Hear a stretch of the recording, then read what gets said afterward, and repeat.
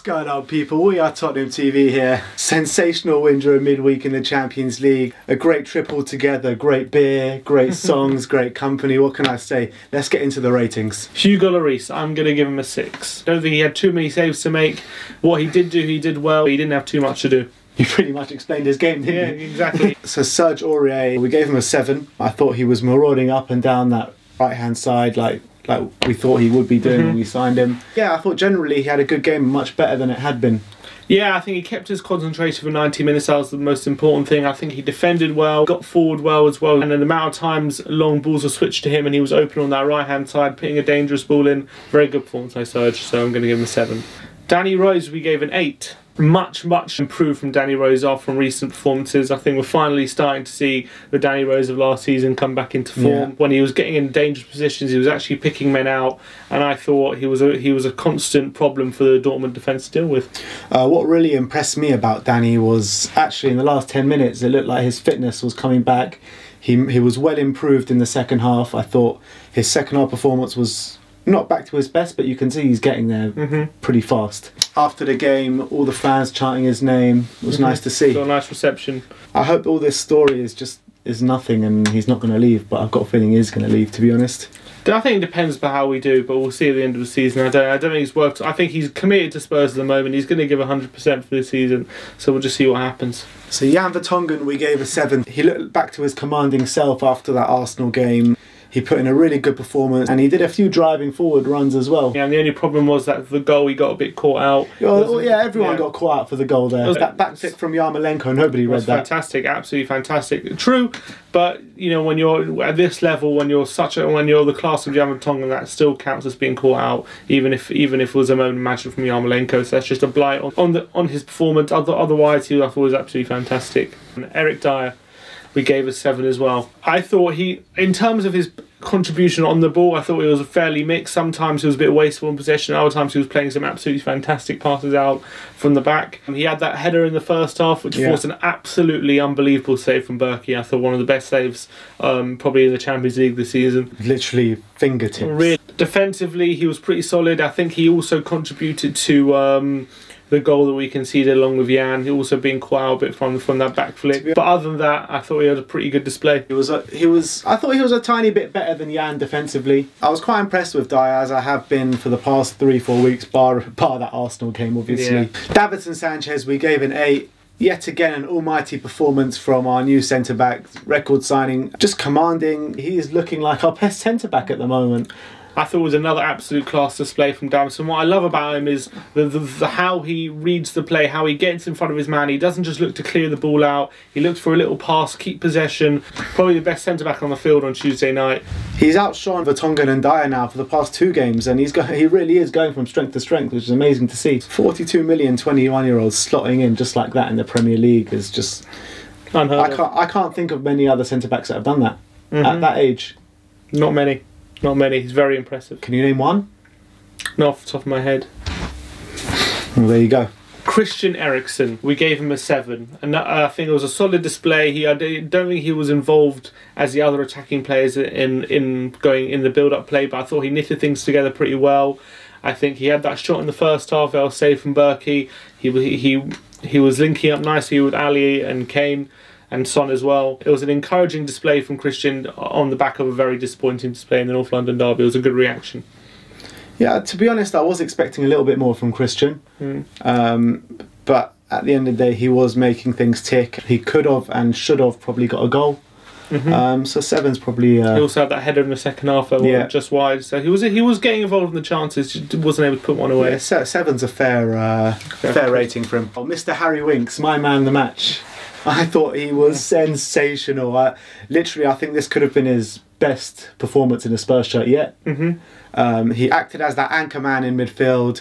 He was making things happen. He was breaking up play, forward thinking. He's getting better and better every week, just like Davinson Sanchez. We give him an 8. It's another sensational performance from Harry. Yeah, I echo your thoughts. I thought Harry Winks, he's really come on we keep saying it every video, but he's every week he's coming on showing his quality. He's pretty much a second name on the team sheet at the moment behind Harry Kane. It's the two Harrys. And maybe we are the Harry FC. And it's just amazing how Pochettino, as you said, with Sanchez 21 comes slotted straight in. Harry Winks now.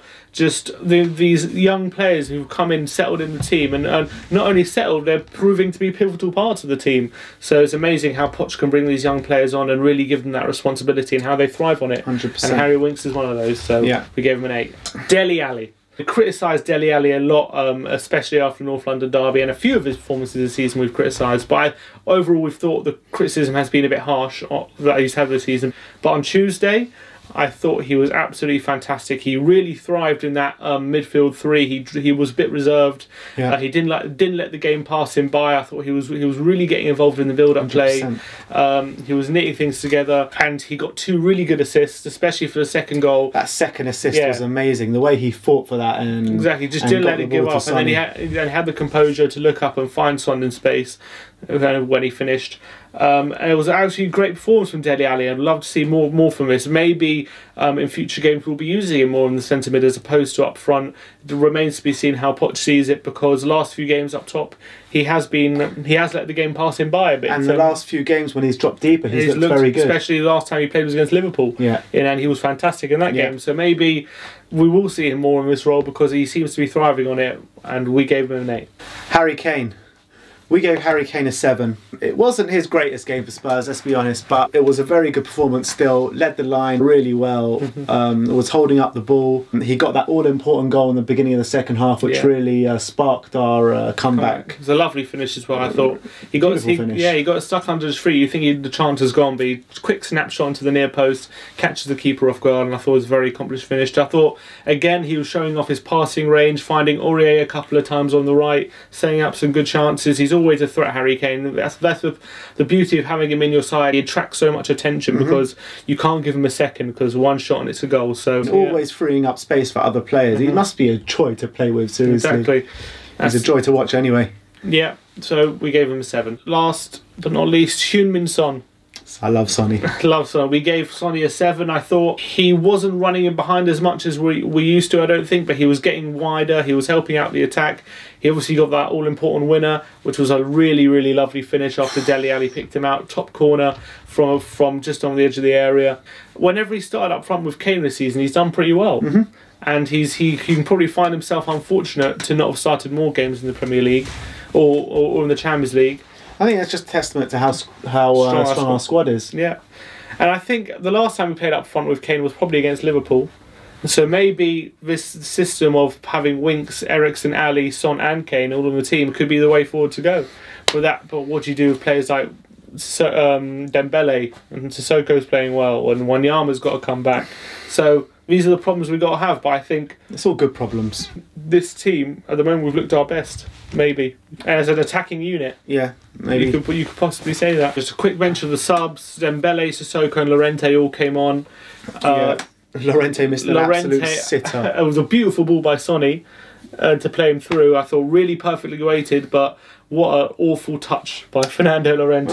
When I was sitting there in the stands, it looked like an old man hobbling over, like trying to get one-on-one with the keeper, because he actually outpaced him. Yeah, unbelievably, he actually outpaced the defender. Well, whoever that defender was, he should be ashamed. He got outpaced by Fernando Llorente. That defender's been sacked this morning. Yeah, he's probably been dropped, but an awful touch. I really thought maybe Llorente was going to get his first goal, but he went all Raziak on us. Yeah, it wasn't to be. Pochettino, an 8. After that North London derby, we need the reaction. He got the reaction out of the players. I think he picked the perfect team. Like you said, that attacking unit really works together. I thought very good from Pochettino. I think it was very brave of him to not make any changes from the North London derby. Everyone was expecting changes. All the papers, all the media, all the fans were thinking Kane had his legs strapped up in the derby and he'll probably be rested.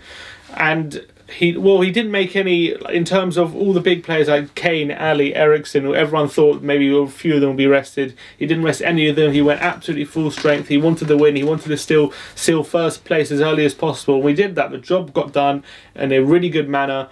And I thought we played really well the whole game. I thought he got the players up for it. He got that reaction after a really poor performance on the weekend. So I'm very happy. I think Pochettino did a fantastic job. The fans, 10 out of 10. Yeah, we should give the fans rating more often, but absolutely fantastic. Unbelievable. From the fans. Constantly throughout the game, it was 90 minutes non-stop singing. Not only that, before the game, in the pubs, just outside the ground. If you watch our vlog, you'll see that fans are just buzzing, they were bouncing, and it's easy, you know, after such a poor performance in the North London derby, for the fans to be on maybe a bit of a downer, maybe to be like, oh, you know, thinking a bit negatively. But you know what? They came out. They gave it their all. The Spurs fans are still buzzing as ever. The fans were just unbelievable, and this is what European away days is all about. 100%. 100%. Beer, Spurs fans, Oh, Spurs German beer, songs. German beer is great. Exactly, German beer, Spurs fans, Spurs songs, 3 points, perfect away day. Amazing. That's what it's all about. Massive game against West Brom this weekend. We move on. Tony Pulis has got the sack. Gary Megson's going to take temporary charge. Oh, really? Yeah, welcome back to 2003. Where Gary Megson back in charge of West Brom. We need the 3 points. We need to keep pace with the teams at the top. Everyone seems to be winning every week. Whenever anyone drops any points, it's always like a disaster.